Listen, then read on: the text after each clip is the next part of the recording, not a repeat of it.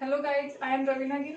और पिछले वीडियो में हमने रिफ्लेक्शन देखा था। इसके दो प्रकार होते हैं वो देखे थे, कुछ बेसिक टर्मिनोलॉजी देखी थी। इसके अंदर हम रिफ्लेक्शन के दो रूल हैं वो देखेंगे, लॉ है वो देखेंगे, और इसके बाद में इमेज जो प्लेन मिरर में इमेज बनती है उसके कुछ करेक्टरिस्टिक देखेंगे। एंड जो स्पेरिकल मिरर होता है, कॉनकेव मिरर क्या होता है और कॉन्वेक्स मिरर क्या होता है, ठीक है, वो देखेंगे। अब इसके अंदर फर्स्ट लॉ से मैं इसको शुरू कर रही हूँ। तो फर्स्ट लॉ में क्या है कि जो रिफ्लेक्टेड इंसिडेंट रे है, रिफ्लेक्टेड रे है और जो नॉर्मल है वो सभी क्या होंगे, एक के प्लेन में होंगे, ठीक है। और सेकेंड लॉ इसका बोलता है कि जो इंसिडेंट एंगल है और जो रिफ्लेक्टेड एंगल है वो दोनों क्या होंगे, बराबर होंगे। तो सबसे पहले अपन फर्स्ट लॉ को देखते हैं। यहाँ पर मैं प्लेन मिरर बना रही हूँ, ठीक है। ये मेरे पास में प्लेन मिरर है।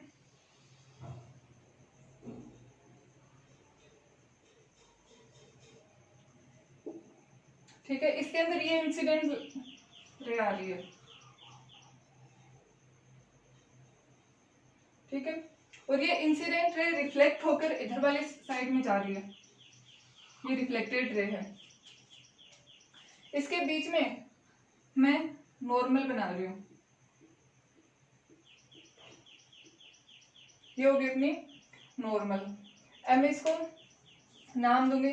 तो मेरे पास में ये सिंपल प्लेन है, नॉर्मल प्लेन है, एम एन।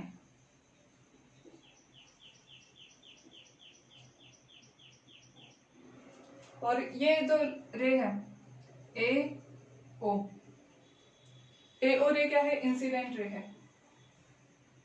इसके बाद में ओ एंड बी, ये क्या है, रिफ्लेक्टेड रे है, ठीक है।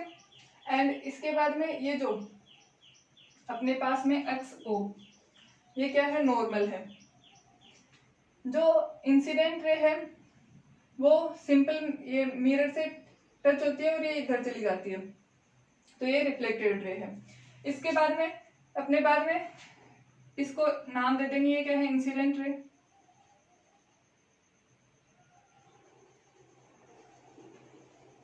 ये रिफ्लेक्टेड रे,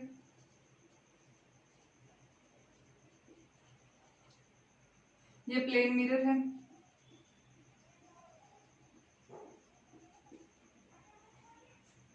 ये नॉर्मल है।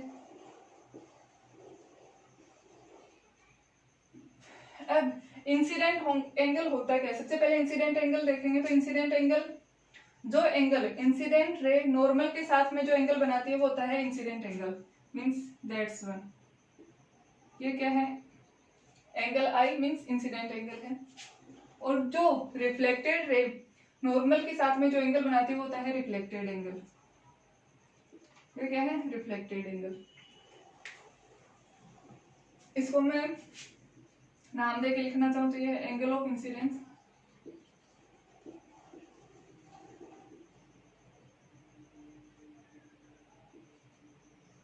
और ये है एंगल ऑफ रिफ्लेक्शन।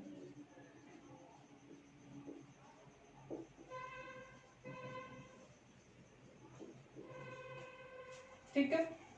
जो सेकेंड लॉ है वो क्या बताता है कि जो एंगल ऑफ इंसिडेंट है और जो एंगल ऑफ रिफ्लेक्शन है ये दोनों क्या होंगे, बराबर होंगे। लाइक एंगल आई है वो एंगल आर के बराबर होगा, या फिर एंगल आर है वो एंगल आई के बराबर होगा। इसको अलग से लिखना चाहो तो क्या लिखोगे, एंगल ए ओ एक्स, ये वाला एंगल किसके बराबर होगा, रिफ्लेक्टेड एंगल के, एक्स ओ बी के, एंगल एक्स ओ बी, ठीक है। ये अपना सेकेंड रूल हो गया। अब इसके बाद में मेरे पास में एक चीज ये कि अगर मैं एंगल आई को जीरो लेती हूँ, अगर मैं एंगल आई को जीरो लेती हूँ मतलब जो इंसिडेंट रे वो किस पे आएगी, नॉर्मल के साथ साथ आएगी। और एंगल आई के जीरो होने पर एंगल आर भी क्या हो जाएगा, जीरो हो जाएगा। इसकी वजह से जो रिफ्लेक्शन होगा, जो रिफ्लेक्टेड रे होगी वो सेम पाथ को फॉलो करेगी। आप देखना चाहो तो यहाँ पे देख सकते हो, ये प्लेन मिरर है एम एन मेरे पास में।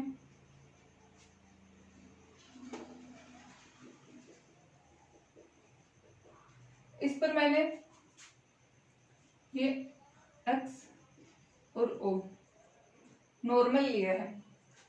अगर कोई रे है वो इस नॉर्मल के साथ आती है, नॉर्मल पे आती है, तो वो क्या होगी, रिफ्लेक्ट होकर वापस इसी पाथ को फॉलो करेगी, मतलब अपने पाथ को क्या करेगी, रिट्रेस करेगी।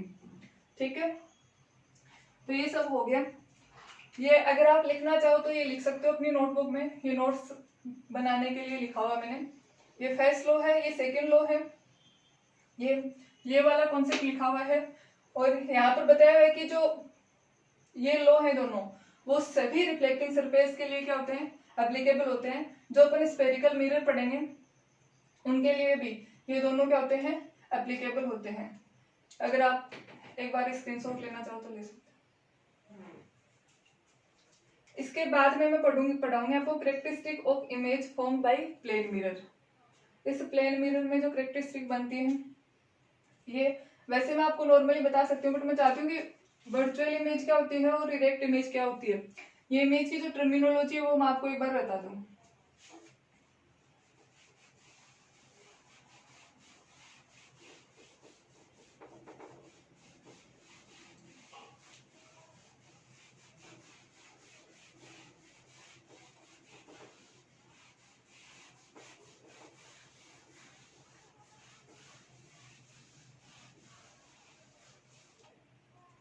एक होती है रियल इमेज और एक होती है वर्चुअल इमेज।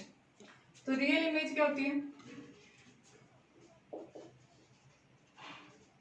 जो इमेज रिफ्लेक्ट होने के बाद में वास्तव में बनती है उसको बोलते हैं रियल इमेज। जबकि जो इमेज सिर्फ बनती हुई दिखाई देती है उसको अपन क्या बोलते हैं, वर्चुअल इमेज बोलते हैं।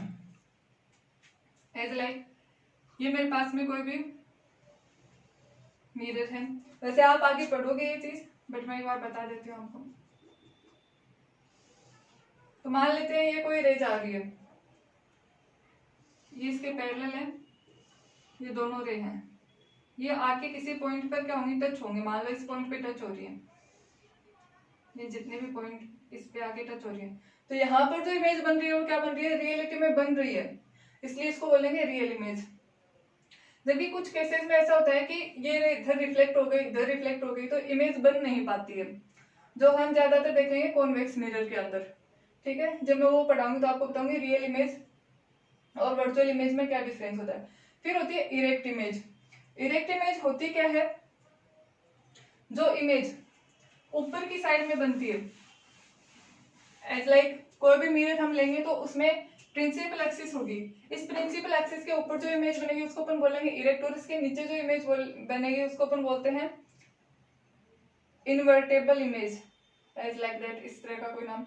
फिर इसके बाद में same size of the object, object की जो साइज है वो साइज सेम रहेगी। मीन्स जैसे प्लेन मिरर आप अपने घर में जो मिरर है उसके अंदर अपना आपको देखते हो, तो जो ऑब्जेक्ट की जितनी साइज है मिरर में भी वो साइज उतनी ही दिखाई देगी।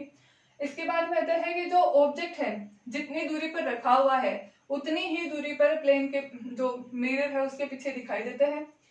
इसके बाद में आता है लिटरली इन्वर्टेड, इन्वर्टेड होगी इसके अंदर जो इमेज बनेगी वो, मीन्स जो ऑब्जेक्ट है आपको एज लाइक आप मिरर में देखते हो तो आपको अपनी लेफ्ट साइड है वो क्या दिखेगी, राइट साइड, लेफ्ट साइड है वो राइट साइड दिखेगी, वो राइट साइड है वो लेफ्ट साइड दिखेगी, तो इसको बोलते हैं लिटरली इन्वर्टेड इमेज। इसके बाद में हम पढ़ेंगे स्फेरिकल मिरर क्या होता है, तो उसको हम अभी पढ़ते हैं।